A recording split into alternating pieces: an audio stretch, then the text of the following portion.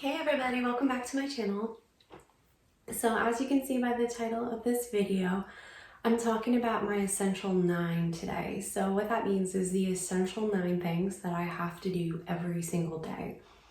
And the reason I have these is because it's the way that I keep myself centered and combat any challenges and negativity in my life, and that includes the twin flame journey. This is actually the thing that crystallized my essential 9 for me, because it became impossible to live through that experience without them. So some of you know a little bit about my background, but probably a lot of you don't. So I did not have a very happy, just typical privileged childhood. I grew up under the poverty line in a very wealthy part of the country, so I experienced classism constantly. And my biological father died of a heroin overdose. That was likely an intentional thing a few days before I was born. So the environment that I was born into was extremely mentally ill. There was a lot of PTSD going on in hindsight. There was a lot of substance abuse going on and a lot of toxic people coming and going for the first 10 years of my life. I grew up on all sorts of public assistance. So we had Section 8 subsidized housing, Social Security for me until I was 18, welfare, food stamps, WIC, just all sorts of public assistance programs. And my mother cleaned houses for a living to supplement that. And so in the area we lived in, which was extremely classist, I just experienced a lot of discrimination from my peers, from their parents, watching my mother experience it. Likewise, I experienced a lot of extreme wealth because my mother cleaned for those people, so I would be in their houses. So it was this really unique, interesting dichotomy of how expensive people can live and where I fit into that paradigm, which was on the outside always.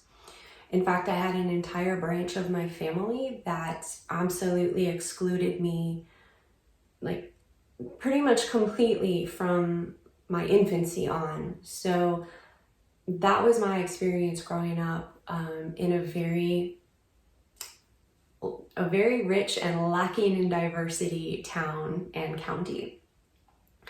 So the mental illness, the substance abuse that I grew up around, they all contributed to the trouble, I don't want to say troubles, but the challenges that I face every day of my life, because I likely have certain chemical imbalances in me that contributed to my depression at an extremely early age.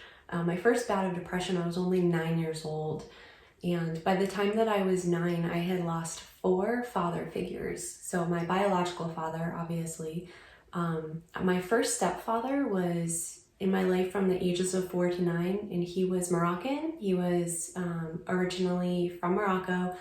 He had an alcohol issue and he was abusive. So he and my mother got divorced when I was 9. My grandfather, who was my only, I would say, somewhat healthy and constant father figure, got cancer and died when I was 7. And my older brother is 12 years older than me, and he had issues as well, and then he ended up moving across the country. So I had lost a lot of people in my life that I had relied upon, and I remember at 16 being actually chemically treated for depression. So I was on Prozac when I was 16, and I was seeing my first therapist. And I continued to see therapists and be put on and off of different medications. In fact, when I was starting this channel, I was on heavy anxiety medication. So I was on Klonopin, Lexapro, and Xanax, and heavy dosages of those. And I weaned myself off of all pharmaceuticals with a brief, maybe 1.5 years transitionary period where I used cannabis, which was extremely helpful. And I wish I had used that way earlier instead of pharmaceuticals. But then a few years ago, I decided I wanted to be completely substance free. And so I did that. And so my essential 9 are the way that I combat mental health issues, any addiction issues. I've never actually had like a substance abuse issue, so I'm very lucky for that. I consider myself to be kind of a unicorn, considering that both sides of my family, it's very prevalent. And anxiety, of course, for me, but also the twin flame experience in itself is a type of addiction. And it's also one that is basically an internalized, like, the thoughts and emotions that we have on that journey are our attacker. So that's why it leads to a spiritual journey experience. So my essential 9 are, I'll just give them to you. I meditate once a day. I sit in the morning. It's just a do nothing meditation. I sit for 30 minutes, but it started at like 15 minutes. And I tell people just start at 5 minutes if you need to. And after that, I do affirmations. I've been doing those for years. I do journaling exercises and an appreciation exercise. It's a breathing exercise that I have talked about on this channel. I do dance, yoga. I create a video. So that's a daily thing. I don't release all the videos I create. In fact, probably 90% of the videos I've created over the years just get trashed. So that's just my creative process. It's very, it can be very tedious and slow, but it's just part of my process. So that's fine. I also have to walk 10,000 steps a day minimum. I like to walk 15 to 20,000 steps a day, but 10,000 is like my baseline. And finally, I have to post something a day on some type of social media.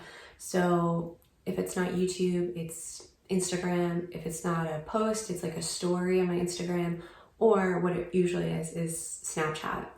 So the reason that I have that is just because I like to keep myself connected and creatively expressing myself to other people, because of the fact that so many of the videos I record don't end up getting published.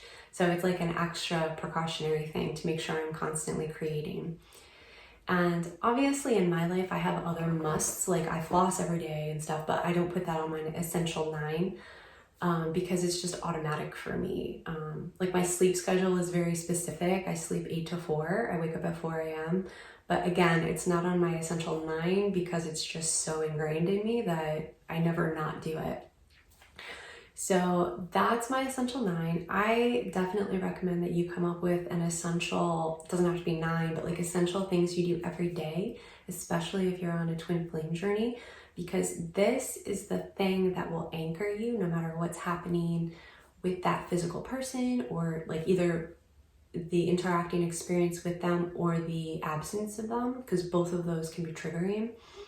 It will anchor you no matter what's happening to you in any circumstance, financial, professional, career-wise, creatively, relationships in your life, literally anything. If you have those and you just make a commitment to them every day, no matter where you are or what's going on, then even if you miss one, like I sometimes miss one or 2, but it's like I'll end up doing it 4 or 5 times at least in the week, and preferably 6 or 7 times. So it's like still the vast majority of my life I'm doing them. And as long as you're doing something more than 50% of the time, then you're on the beneficial side of it, if that makes sense.